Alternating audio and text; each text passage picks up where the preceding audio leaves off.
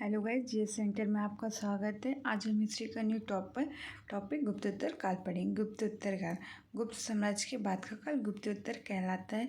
इस समय उत्तर भारत में अनेक स्थानीय शासक हुए, जैसे कन्नौज में मौखरी वंश, वल्लभी में मैत्रक राजवंश, पंजाब में हुण, थानेश्वर में वर्धन, मालवा में यशोधर्मन और मगध में उत्तरगुप्त जैसे शासक हुए, जिनमें प्रमुख थे थानेश्वर में वर्धन वंश या पुष्यभूति वंश।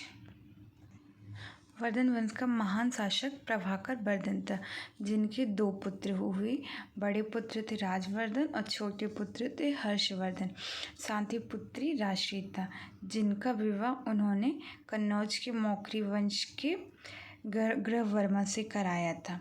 प्रभाकर वर्धन की मृत्यु के पश्चात राजवर्धन गद्दी पर बैठते, तभी उन्हें एक सूचना प्राप्त हुई कि उनके बहनोई ग्रहवर्मा की हत्या कर दी गई और साथ ही राशि को कैद कर लिया गया है। राजवर्धन मालवा व कन्नौज में आक्रमण की योजना बनाते हैं और राजवर्धन में युद्ध की विजय प्राप्त की। मालवा नरेश देवभूति व बंगाल के गौड़ नरेश शशांक की संयुक्त सेना को पराजित किया। मालवा नरेश देवभूति की हत्या कर दी गई और गौड़ नरेश शशांक संधि का प्रस्ताव रखते हैं और उन्होंने संधि की। राजवर्धन ने और शशांक ने अपनी पुत्री का विवाह राजवर्धन के साथ किया, परंतु शशांक ने धोखे से राजवर्धन की हत्या कर दी। राजवर्धन की मृत्यु के बाद हर्षवर्धन गद्दी में बैठते हैं।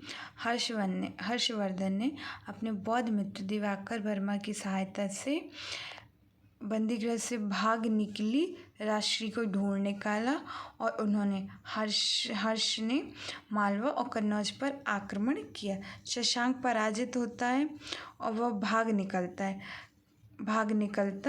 है।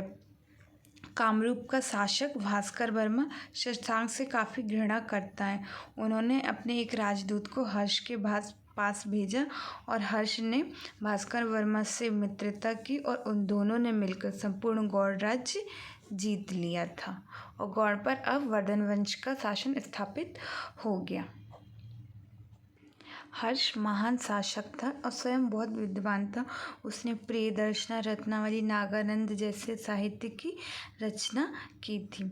हर्ष के दरबार में बाणभट्ट रहता था, जिसने हर्षचरित की रचना की थी। साथ ही हर्षवर्धन के समय चीनी यात्री हेनसांग भारत आया था। हर्ष प्रत्येक 5 वर्ष में कन्नौज और प्रयाग में धार्मिक आयोजन किया करता था। हर्षवर्धन को भारत का अंतिम हिंदू सम्राट कहा गया है। आइए हम इसके फैक्ट्स पढ़ लेते हैं। पुष्यभूति वंश की स्थापना किसने की थी? पुष्यभूति वर्धन ने। पुष्यभूति वंश का सबसे प्रतापी राजा था हर्षवर्धन। हर्षवर्धन के समय में कौन सी चीनी तीर्थयात्री भारत आया था? हेनसांग। चालुक्य नरेश पुलकेशिन द्वितीय को किसने पराजित किया था? नरसिंहवर्मन प्रथम ने। किस व्यक्ति को द्वितीय अशोक कहा जाता है? हर्षवर्धन को। बाणभट्ट किस सम्राट के दरबारी कवि थे? हर्षवर्धन के। हेनसांग भारत में लगभग कितने साल रहा है? 14। कुंभ मेला को प्रारंभ करने का श्रेय किसे दिया जाता है? हर्षवर्धन को। किस नदी पर सम्राट हर्ष के दक्षिणवर्ती अग्रगमन को रोका? पुलकेशिन द्वितीय ने। चालुक्य शासक पुलकेशिन द्वितीय ने किस नदी के किनारे हर्षवर्धन को परास्त किया था? नर्मदा के। हर्ष के शासनकाल में उत्तर भारत का सबसे महत्वपूर्ण शहर कौन सा था? कन्नौज। हर्ष की आत्मकथा किसने लिखी थी? बाणभट्ट ने। हर्षवर्धन अपनी धार्मिक सभा कहाँ किया करता था? प्रयाग में। वर्धन वंश की राजधानी थानेश्वर किस देश में स्थित है? हरियाणा के अंबाला के आसपास का क्षेत्र थानेश्वर कहलाता है। हर्षवर्धन ने 606 ईस्वी में हर्ष संवत की स्थापना किस उपलक्ष्य में की थी? अपने राज्यारोहण के उपलक्ष्य में। हेनसांगी भारत में यात्रा के समय सूती कपड़ों के उत्पादन के लिए सबसे प्रसिद्ध नगर था मथुरा। कवि बाणभट्ट निवासी था थानेश्वर का। नागानंद का रचनाकार कौन था? हर्षवर्धन। सम्राट हर्षवर्धन ने 2 महान धार्मिक सम्मेलनों का आयोजन किया, कन्नौज व प्रयाग ने। नागानंद रत्नावली एवं प्रियदर्शिका नाटकों के नाटककार थे हर्षवर्धन। गुर्जरों को किस शासक ने पराजित किया?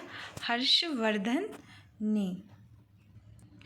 आज भी भारत में हिंसांग को याद करने का मुख्य कारण है सीयू की रचना। हिंसांग ने सीयू की रचना की थी। हिंसांग ने किसे शीलादित्य कहा है? हर्षवर्धन को। गुप्त वंश के ह्रास के पश्चात उत्तर भारत में बड़े भाग का पुनर्गठन किसने किया? हर्षवर्धन ने। बंगाल का शासक कौन सा हर्ष का समकालीन था? शशांक। वह अंतिम बौद्ध राजा कौन था जो संस्कृत का महान विद्वान और लेखक था? हर्षवर्धन। हर्षचरित किसके द्वारा लिखी गई? बाणभट्ट। एक चालुक्य अभिलेख के तिथि अंकन में शक संवत का वर्ष 556 दिया हुआ है, तो इसका तुल्य वर्ष है 634 ईस्वी। हर्ष के समय की सूचनाएं किसकी पुस्तक में निहित हैं? कल्हड़ की। सम्राट हर्ष ने अपनी राजधानी थानेश्वर से कहाँ स्थानांतरित की थी? कन्नौज।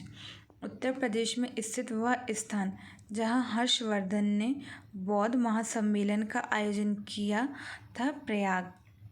नर्मदा नदी पर सम्राट हर्ष के दक्षिणवर्ती अग्रगमन को रोका पुलकेशिन द्वितीय ने। कौशेय शब्द का प्रयोग किया गया रेशम के लिए। चीनी लेखक भारत का उल्लेख किस नाम से करते हैं? यिंतु। नालंदा विश्वविद्यालय के विनाश का कारण था मुस्लिम।